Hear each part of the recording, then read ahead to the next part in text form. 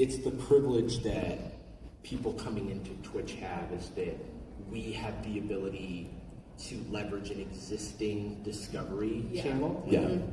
Whereas a lot of times, like my friends who are smaller streamers on Twitch are doing the reverse, because they start on Twitch and then they're like, okay, this is great. I'm growing up a slow clip, but now I need to figure out how to get more, squeeze more out of the sponge. Yeah. And then it's okay. How can we create this? How can we leverage these other platforms for discovery or advertisement? Because maybe Twitch is the main thing for them, or maybe it's all a part of a big, beautiful pie. But to the question, I would say that there's the overlap between all of my audiences, just the extremely engaged people. They're members of my Discord, so they're getting notifications about whenever I'm going live everywhere.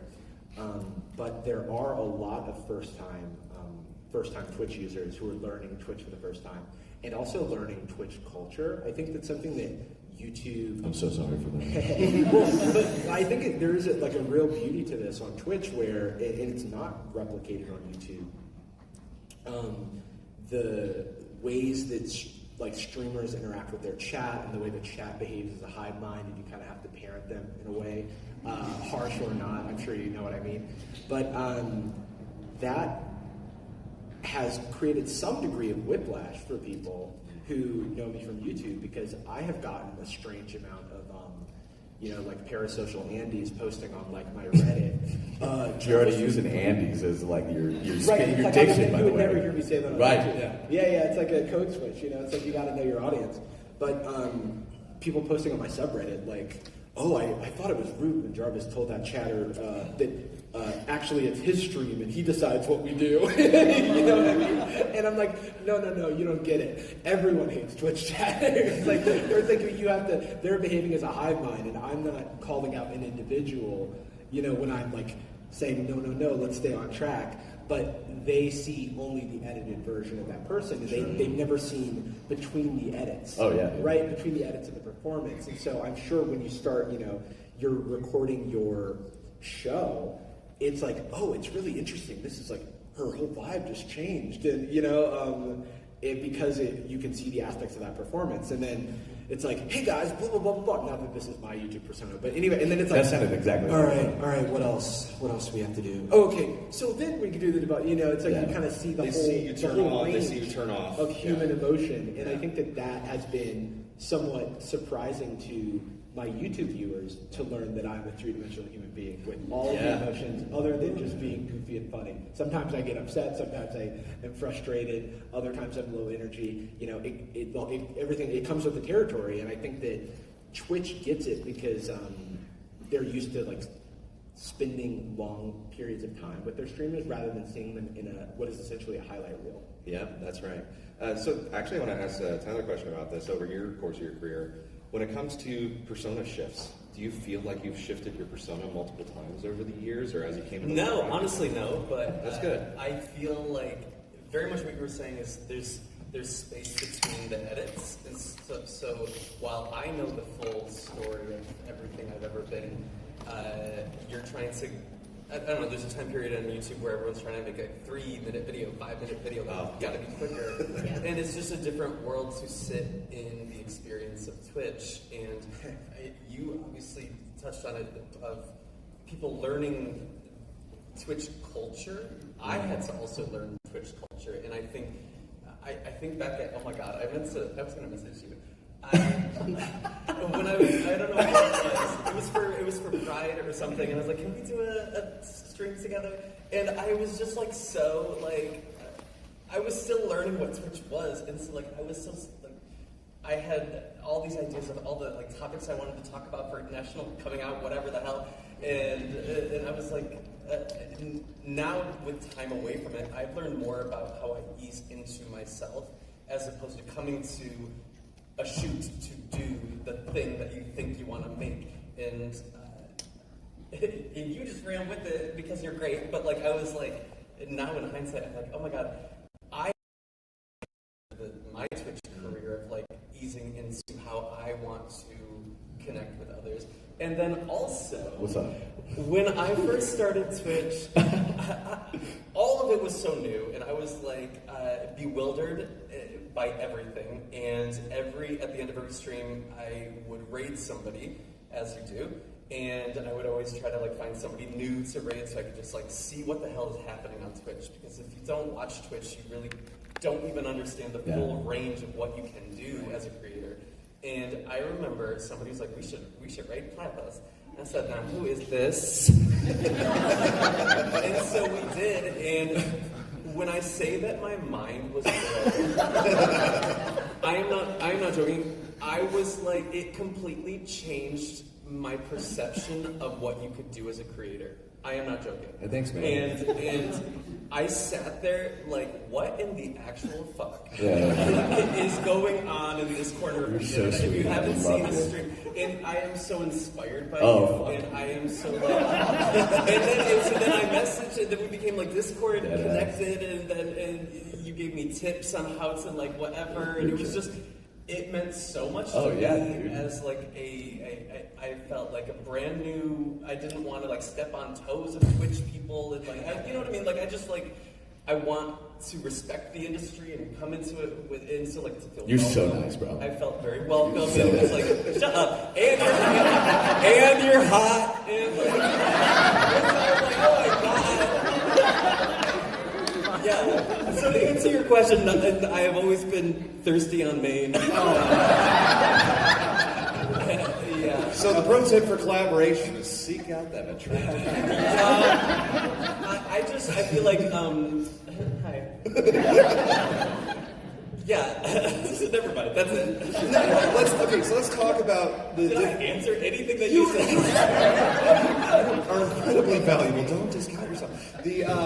When we think about genuine collaboration in the space, because we see that a lot of fostered growth does come from the relationships in which we form, but we know that some of the relationships can feel forced or they just don't land.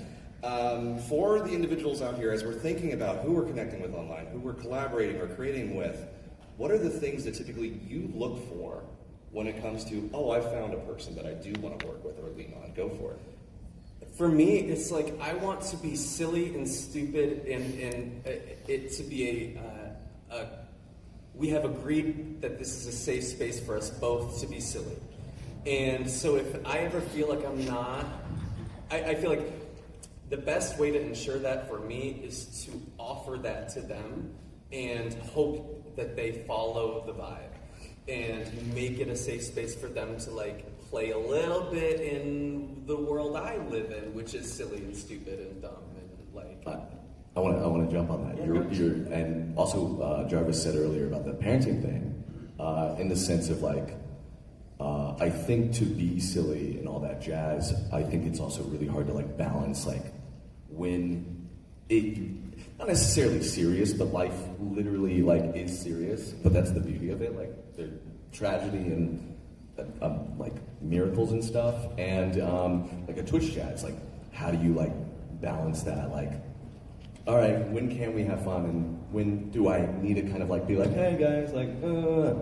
So I feel like you can see that in people when you're like they can let go, but you can like trust them when like the cards are on the table and like things need to like happen. I don't know, there's people that you're just like, all right, there's definitely people that are like all silly and then you're like, oh, if shit went down, you might like fold, dude. I don't know, So, definitely like if don't take themselves too seriously, goofy person, like, I love it.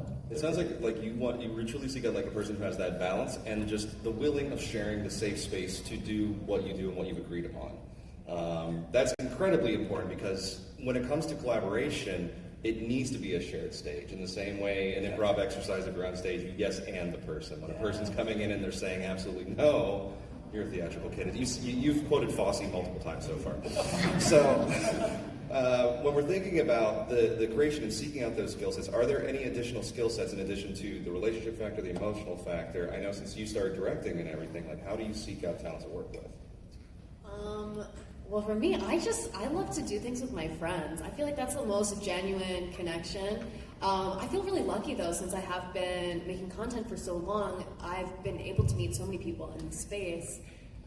So I just feel like I have all these great connections and people that I just feel really comfortable with. LA, man. That's when I feel like I can like have the most fun when it's like, oh, we're genuine friends in real life. Let's just like do what we would do off of stream, on stream, and we just have the best time. Absolutely. That's the Adam Sandler approach. He just calls on his friends for every single film. Let's go to Hawaii. Yeah, let's go to Hawaii. Let's go and think about our lives. No, but like this is one of the key parts of being an event like this, and I encourage each and every one of you, when you see networking opportunities to meet with other broadcasters, if you see somebody with an IRL kit that you're impressed by, go talk to them, see what battery pack they're using or what camera they're using. Get those details from them, because that's how the relationships form. And honestly, and this is something we have to remember, we're in this industry together for the next 20, 30 years, maybe more. So build the friendships and build those bridges. Don't burn them. Dude, you should do a TED Talk. Like straight. Like, I'm not even kidding. No, you should, actually. Yeah. But also, I want to add on to that. Yeah. Definitely do that, okay? Because I do live in LA. I do live in LA. I've met all of these people that I work with. I mean, we've met at VidCon for the first time, probably. I've met, like, all of my... Yeah, literally a decade ago, okay? So it's like... when you're at these events, just talk to people. I mean, everyone here wants to meet other people. That's probably why we're all here, right? So just meet someone, and that's how you can make like these connections. We all love to make internet content, so yeah, it's like we don't have traditional coworkers and a traditional mingling space where you can like have water cooler talk at the like water cooler. And I do think that like a lot of my motivation for like sort of my answer to this question is, it feels like it breaks the rules of like what I would tell my audience not to do, which is like, if you want to be friends with that person, like I would watch people and I was like, I want to be friends with them. So those are the people I go after. You're parasocial, bro. I'm a parasocial. but the rule is, the life hack is if you become a successful creator, you get to be a fan secretly. Yeah, you go, they'll never know I'm a stan. Yeah. Just hold it close to your chest and never reveal the shrine that you have to, the helmet taking their hair. like, hey Arnold. Yeah. Oh, dude, throwback. Yeah. Little horrifying, but let's talk about all the services. All the services under the sun are demanding us to post 6 times a day, chase the algorithm, do this, do that. How do you think about approaching each of the services when it comes to your decision-making process? And ultimately, how do you balance that with life? Because I always preach this, like, not everything is content, but I'm very curious to your thoughts to that concept. I feel like you approach this. Me? Okay. Wow. Okay. Well, I like to create a schedule for myself. Personally, I just like to keep things really organized. I mean, listen, like this job is like very odd. Like you were saying, we don't really have coworkers. It's just not very normal. So I try to like normalize it as much as I can by, giving myself deadlines, which can become a little stressful. There's kind of like there's a fine line. One of the hardest parts about transitioning, especially from like a normal 9 to 5. To this is recreating that infrastructure for yourself to be productive. Exactly, but you need to have like some of that in place. I don't know, there's a fine line with it. So like I have certain days that I'll stream on Twitch, certain days that I'll post the content onto YouTube.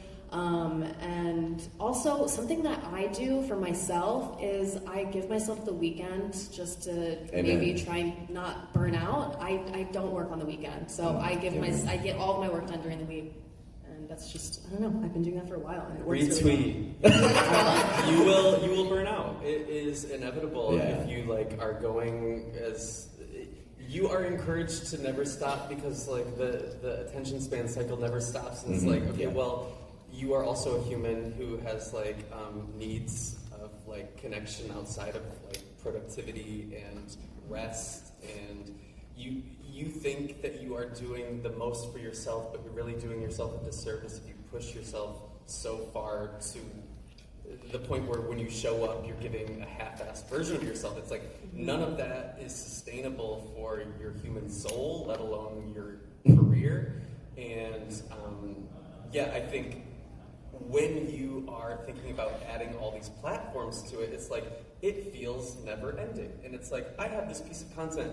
Okay, so it's an Instagram story and a Twitch story now, and a Snapchat, I guess, still, and this and a that, and fuck. And then you you also might have a VOD, and then you have to promote that in its own way, and then you have the stream today, and then you have a podcast that goes live. It's such a crazy fine line of like nightmare and fun. It's like just literally like yes. you're just walking on a road. Yeah. At all times, I feel like I'm forgetting to post something.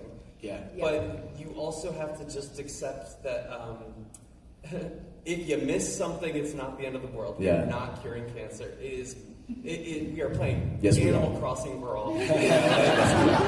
It's chill. It's not. If you need to take a day off, it's not the end of the world. And if anything, people will appreciate that you're not showing up to what is essentially work half-assed, and they want to have a good time.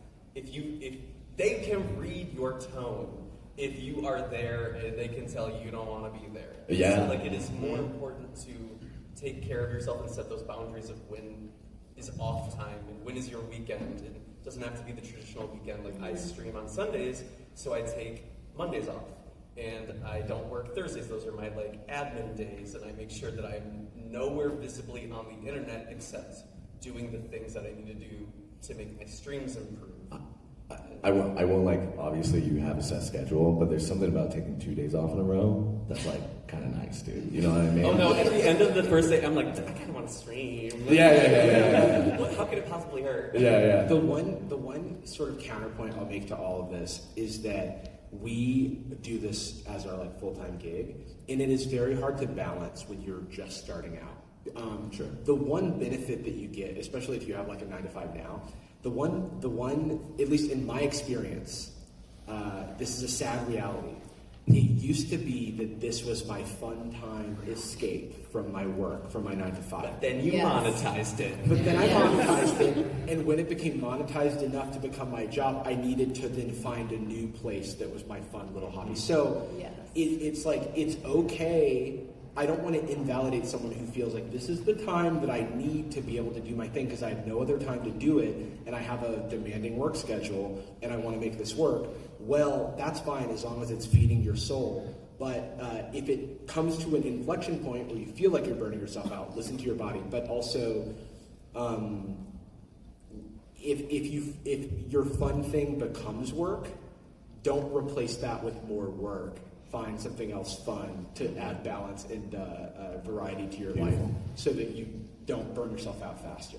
Because it's very easy for that to happen. Yeah. Yes, that is so important. I mean, when I started, I was still in school. I was in high school, and I was going to school all day, doing homework, studying, and then I was doing all of this for fun, and it was so much fun, and it felt like an escape for me. But that did shift, where it was suddenly I realized my biggest hobby and the thing that I did all the time that would be relaxing, honestly, is now it's my job. I'm not in school anymore, so I need to figure out what is that new thing for me. And it's kind of a rediscovery because it's oh wait, it sounds kind of sad, but I was wait, I guess I don't have a hobby right now because this is my hobby is my job. Now I need a new hobby. And I had this experience when I went full time, I was just never turned it off because I was so used to. Well, I would just squeeze in whenever I had a free moment to do the creative job, that when it became my actual job, I had to, make weekends a thing again. Because that was important, and then I needed to find a new things to do with my time. Hey, that's healthy, bro. You're outside touching grass, bro. You see the graphs of my walking before and after playing. That's so sick. Yeah, no, but that's all I say. No, so for each of the folks here, we talk about just the pressures of the business. Ultimately, it sounds like we've all experienced burnout at some phase of our careers. I'm curious if anybody's comfortable with show of hands. Has anyone here experienced burnout when it comes to your broadcast? Okay. So since this seems to be, and it's honestly a common talking point that I hear from many creators, I'm curious if there is a pressure felt when it comes to paid support. So obviously you have your Twitch subscribers on Twitch. I know some folks operate Patreons, OF, etc. Other people have different businesses that they operate. I'm very curious how you manage the pressures that you might feel from knowing that you have an audience, effectively buying a ticket to your show. How do you balance that for yourself to say, this is the amount of value I'm providing for you, and not putting so much pressure, the feel of always needing to be on? Go ahead. Oh, I saw your body. No. That's such a good question because like, from the very beginning, I was like, if somebody's gonna give me money online, that's crazy. Like, I'm just existing, I guess, at this point. Obviously we do more than that, but I think that when it comes down to it, the idea that somebody like wants to like go out of their way to like give me money is like very, not only nice, but like, that's very intense. So I from day one, I was like, I want to make any donation to me like very exciting, and I will never be gated. And so I every single donation, 10 years, like I have 100 different alerts, like every imaginable amount, 420, 840, like 15, like $42 and stuff like that. Everything's different, just because it's like still to this day, the idea that somebody wants to even like support me in that way is so amazing. Like it. You were like the OG Ice Cream So Good, it sounds like. I've been told that. I know. Yeah, I like that you're just realizing that right now. I was. Like, there I was like, Your face looked crazy right there. For like 15 minutes, I was like, oh yeah, okay. Yeah, you're a cowboy, let me ride. Yeah, I really was, dude. So I think that, and I wanted to, it's not on the topic, but I wanted to say it before I forget. As much as we say, like, as far as like what we know and what we've been through and stuff like that, this job, everyone's journey is going to be absolutely different. And so many people come up to me and ask, what should I do? And I'm like, you just have to do it. Like, there's no ninja masterclass that you can watch. It's not going to happen. Like, you just literally have to do it and figure out what happens to you, and like, that's it. I mean, obviously, hopefully what we say helps, but... You make a very good point, and I say this all the time, like, you'll read a lot of best practices online and all the typical standards and stuff like that. If those all work, we'd be millionaires. Right. Okay? So each of us have to find the best practices that work for us, because those are unique, so I'm glad you shouted that out. Absolutely. But yeah, I mean, I'm interested to hear about you guys when it comes to money, because like, I never want to obviously be like, please give me money, like that's an insane like thing. So yeah, right. So it's like, how do you like know that this work is going to be like, I should get money for this work. You know what I mean? Like, it's such an interesting concept when it comes to like art. You know? Yeah, especially with coming from YouTube and it's free to subscribe. The language of saying like, please subscribe has such a different. Is a different request on Twitch, and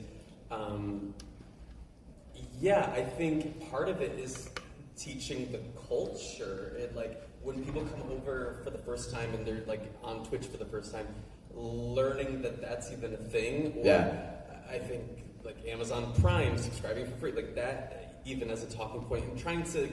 I think if you were to lead with their arrival with, okay, now here, I need your payment information, that's not gonna. That's not gonna like. That's give not, me those three wacky numbers on the good back. And so, like, I would much rather focus on, okay, let me make the experience that I would need if I were browsing the internet and I'm looking for a safe space and I'm looking for entertainment and fun. Let me lead with that, and if that means that they want to support, however they want to support, for me, somebody subscribing is just as valuable in a different way as a lurker who comes every single day and is part of the energy helps of build the stream.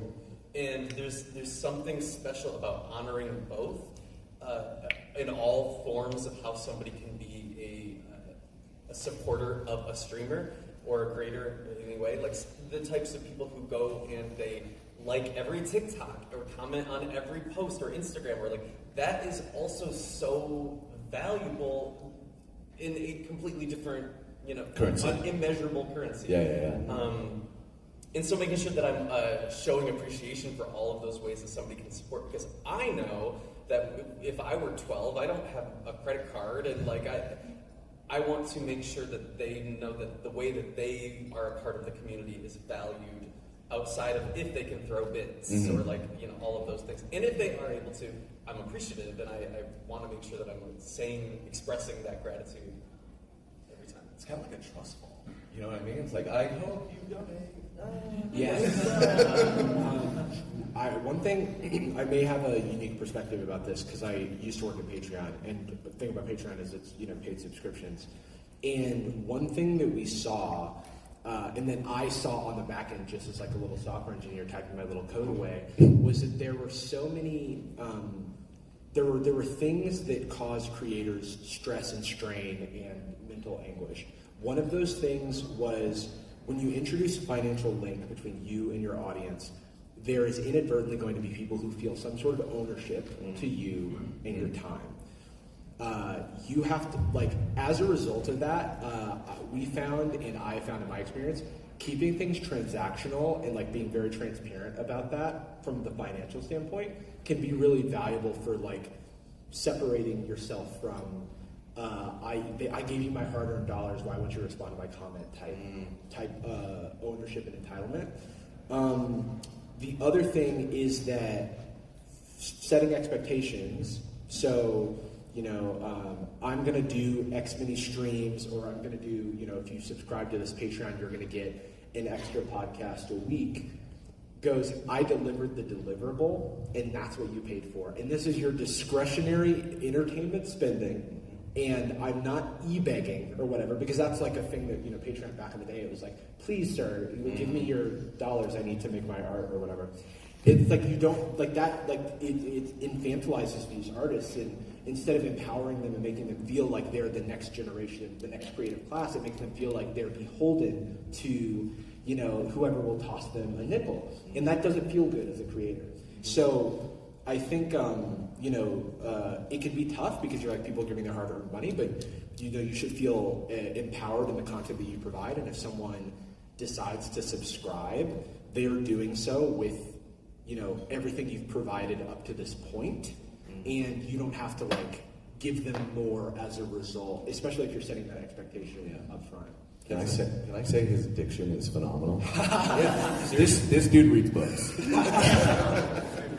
You make a very good point when it comes to the balance of how much content you're going to deliver for those who are supporting. I think of one of the clients I've worked with for many years at this point is Critical Role, and they give you one great show a week, with their campaign. They have additional content that they'll occasionally provide, or like one-shots and stuff like that. But it's that main campaign that you're truly going to support. So know that you don't have to do 6 to 8 hours of streaming a day, and please, heavens no, don't do that, because no other performer under the sun does that. Protect your voice, protect yourself, protect your energy, and be mindful for how much time you're contributing to space. So before we open for questions, I do want to open for questions from the audience. I want to ask something for the whole crew here. Oh, yeah, please, go for it. I actually would like to add something. Yeah. Just because I feel like what I've worked out on Twitch has been working really well for me, but I don't know. I kind of treat it like Patreon. But it's interesting because I've been on the internet for like 15 years, and this is my first time where I've ever done anything where it's like, oh, you can pay for something. It's the first time. So it's something that, honestly, like, it can be kind of uncomfortable. So I don't know. I do the thing where I only have my VODs on Twitch, and I have them for subscriber only, which I know is a little bit like, some people might think that that's like not the right thing to do on Twitch. I know a lot of people like to keep their VODs open for everyone to be able to watch your content, so they could potentially, see what you're making when you're offline. But I do put all of my streams on YouTube in an edited form. So it's like anybody who wants to consume my content, like, they don't have to subscribe. They can get it somewhere else on the internet for free. Oh, that's and then it's that's like this smart. additional thing. It's like, oh, but if you want to see the full stream where it's like, it's unedited, there's like a little bit at the beginning, a little bit at the end, there's like parts in the middle that we like cut out so that it's a more refined video, then you can subscribe, and I don't know, that's great, and I'm so appreciative of anybody who does, but it's not something that I really like ask for. That's a great example of a clear value exchange, a clear value proposition in exchange for cold hard cash. And it's not, like, I think on Twitch one of the things is like, they're like, well, what do I get? Yeah. And my happiness, like, I get to keep doing this. Like, I think that's like a really hard conversation to have, and it can create that feeling of, owing something to the audience, but then also trying to balance the people who are who are the lurkers, or the people who are engaging with your stuff. And I think that I'm sure it's not this Boolean thing, it's not this one or the other thing, but I think that's a great example of something that's completely valid to do. Yeah. No, that was Thank great. you. Yeah, absolutely. All right, so the last question I want to ask each of you, and I'm sure it's on the mind of many individuals, because there are many services out there. There are many considerations that we can have. Even when it comes to streaming, obviously we announced that you have the ability to simulcast on services, but you also have the choice as a broadcaster. You can be broadcasting on YouTube, you can broadcast on Twitch, you can broadcast on Kick. There's many options that are available to you, and I'm just curious when it comes to either social media, because there's always going to be another platform, there's always going to be another place. I know people are pushing Blue Sky on me like it's the new savior zone. So how do you decide where to go and where to create and where to give your energy? And what advice would you provide to others as they're making choices too?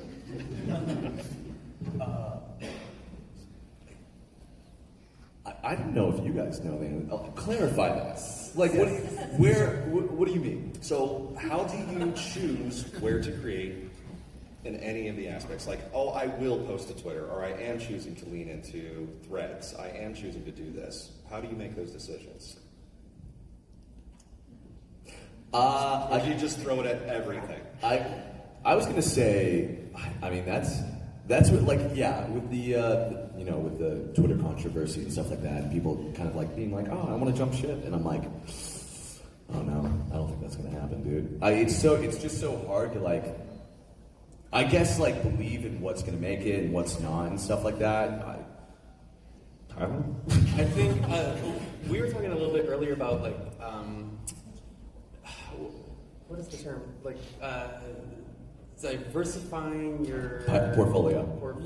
But we were talking about just like not having all Putting your all your eggs eggs in one basket. in one Yeah. basket is if there's a lesson that any YouTuber could probably tell you, is that like there is value to connecting with people where they are, and if you are sensing that something is popping on the internet, you don't want to show up to the party 3 years late. Yeah. And so like when TikTok is happening, or when a new platform is happening, often there is opportunity there for you to be a trailblazer and one of the first creators in that space. We have seen it like with Vine, we have seen it with YouTube, we have seen it with Twitch, it will only keep happening. So when you see something that is new, it is not a bad idea to try it. And if it sticks, it sticks. If it doesn't, it doesn't. If you love it, great. But it doesn't hurt to try, because the worst thing that could happen is it's like, oh, I wasted some energy. The best thing that could happen is, oh, you're an emerging new creator in this space that has so much opportunity for growth. And so if there is alignment, and if you do vibe with the energy of that space on the internet, for me, it's like the value that I would love to be remembered for contributing is a safe place on the internet if you want to come be silly. And so that is not specific to TikTok or Twitch or to YouTube or to whatever. If you see me online anywhere, you will know the vibe you're going to get.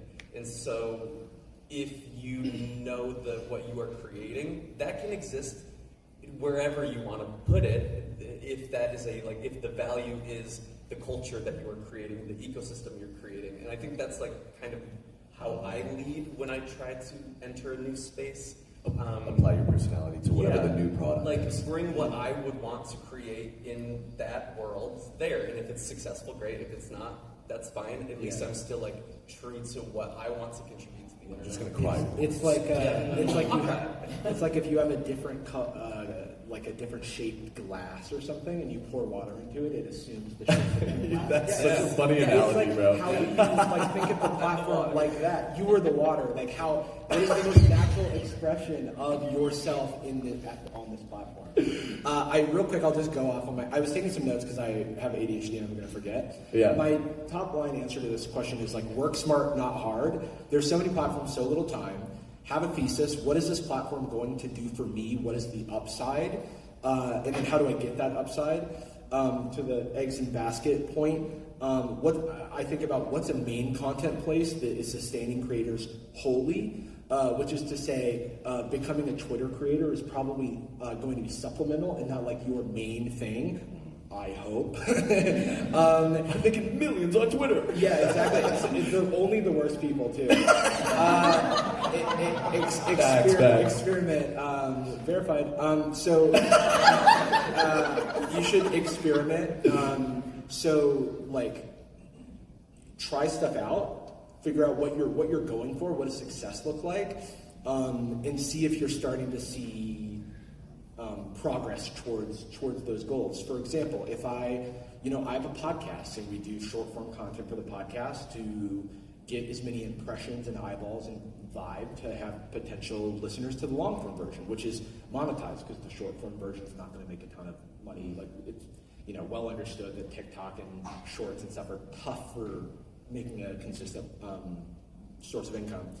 But it's great for advertising because it's tons of attention's there, tons of eyeballs are there. Okay, so my goal for TikTok might be, we're going to start posting TikToks. Will they, over a month, over 90 days or whatever, contribute to listens of the podcast? And how much is it costing me in time to do this? How much is it costing me in labor if you're paying someone else to help you with it? How much overhead does it take to learn that algorithm? Like, do you have resources that you can reach out to watch, best practice videos or talk to other people who are successful? Like, what is your game plan for each one of these things? And I think tackle one at a time, because most creators come up doing one thing. Not many creators go, I started on 6 platforms and I figured out which one I would succeed on first. Like, it doesn't usually work that way. It happens more organically, where you're putting one foot in front of the other, taking one step at a time. So, be kind to yourself. There's a lot out there. Make sure you're prioritizing your own mental well-being. And Godspeed. I was going to say the best, like the podcast thing was, I totally didn't even think about it. Like that's not necessarily a platform as much as it's like content that works perfectly with all of these things. So like, yeah, I guess it would just be like, look, like if there is something that is the next podcast that doesn't really exist, like a form of entertainment that you can apply to a current platform, then yeah, dude, run with it. I love it. All right, we have time for 2 questions. I have 2 mics here. I know we're running pretty close. So I want to make sure if it's a quick question, we might be able to get more in. But please, your first question. All right, let's ask about kind of an elephant in the room. Nobody's mentioned it at any of the panels I've been to. How is AI impacting your communities and whatnot? How you stream? Plus, does anybody actually have their thesis? How many words? How many pages? Does anybody have what? Their thesis? On AI? No. He said they have their thesis. Yeah. So, I'd say like per platform. Oh, right. I think we're still in the early stages where I still see really interesting things. When you're talking about a podcast and like time and efficiency, I just got like advertised like this really crazy AI thing that like it's called. I don't want to advertise it, I guess, but because I don't know if it's good.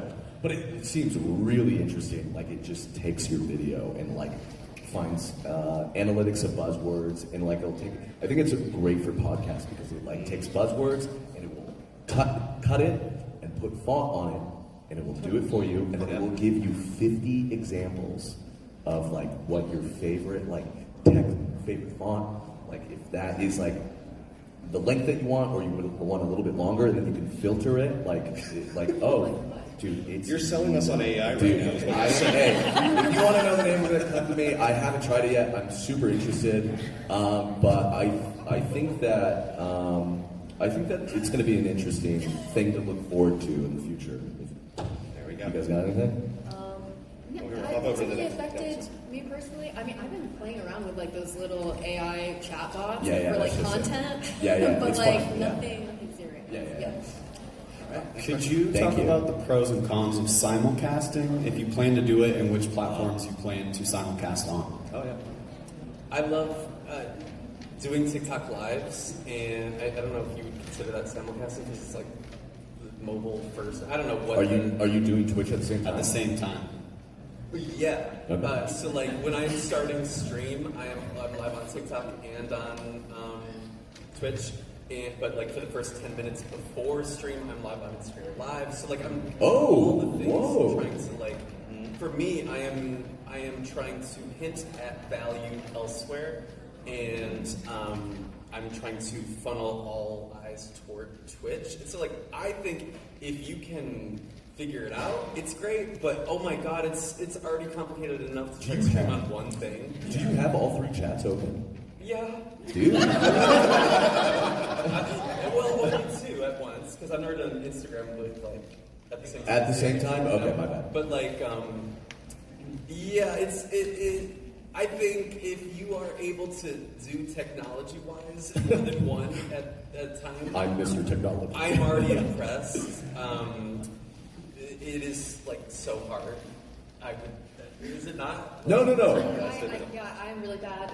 Honestly, there's a big learning curve for me with just coming on Twitch. I mean, there was a lot to learn with streaming. I don't really have any experience with it. I mean, I know up until like yesterday, we were only allowed to do Twitch and like TikTok or Instagram Live at the same time. But I don't know. It's kind of interesting. It's like this new like open door now. Dude, it's interesting. 100%. Because I mean, I've been thinking about it so much ever since about like just the idea of like YouTube chat and like what about their donations? Like, is it gonna like are they gonna overlap? Right.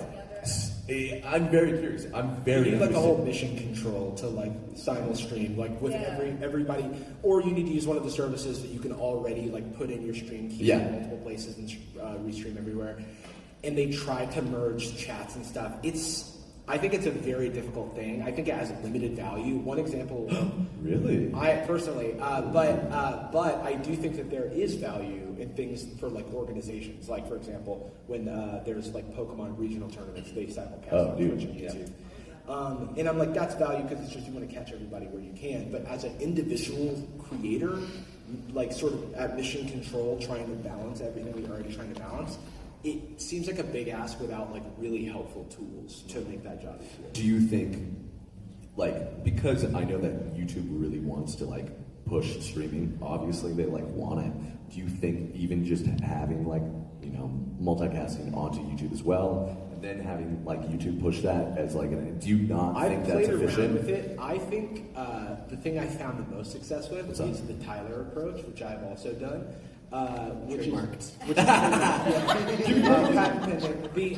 Where you go live and you're like, yo, everybody get hyped about this thing we're about to be doing, and it's happening on Twitch. Okay, this is ending, so you got to get in. You got to get in now. I've moved. I've moved a couple thousand people from like a YouTube live to Twitch. By breaking the TOS for like, I don't know, 10 minutes to like move people over to Twitch. And I was like, you know, and just to see I've got 3 accounts banned. Yeah, exactly. We started disclosing how many YouTube accounts you've gone through. No, I'm just curious because I have a VOD channel, and I was like, oh, I'm not risking very much by going live on this VOD channel. What even happens if you go live? Because you've got places. Yeah. So like you can learn. Like I think it's useful for like learning about your audience's behavior patterns and stuff. You're such an analyst. Yeah. Well, it's like, hey, I'm only one person. I gotta work smarter. Make it happen, bro. Yeah. I think also, like, imagine you're trying to have a conversation with 2 people at once. That is, they're both going to feel neglected. And so, if you are splitting your attention on all these different platforms while chat is happening live, you have to really be on top of your shit. And so to make sure that they don't feel neglected. And so like I reserve, if I'm going to do 2 things at once, I'm not going to try to be also streaming the most complicated game where I'm on a collab with others where I'm trying to be on Discord and, you know, like all. I only do what I can really auto run if I'm going to be streaming 2 things at once. So like Fortnite, I know I can play and talk. I'm in the zone. But like if I had to be thinking, it wouldn't be good. It also multiplies the number of places that things can go wrong. It does. The second something goes wrong, now everyone on every platform is watching you troubleshoot one. You know what I mean? Like, it's better to be like, you were so right, it's better to like be able to handle all the different bells and whistles than look like a hot mess. Dude, you know what's so funny is I was pretty optimistic about it. Like, up until literally right now. Yeah. You can't do it. You're not going to be able to. Because it's worth trying. Everyone's believing in you. That's fair. But, like, I truly agree with what you guys said, though. Like, I really do. Like, I processed it, and I was like, oh, these guys are super fucking right. Like, we just want to ensure that none of y'all are a hot mess. We are at time, unfortunately. I want to thank our incredible panelists for this great conversation. For all of you for being here at TwitchCon, I really appreciate y'all. Thank you. Thank you, guys. Thanks, y'all. Just a note for you guys.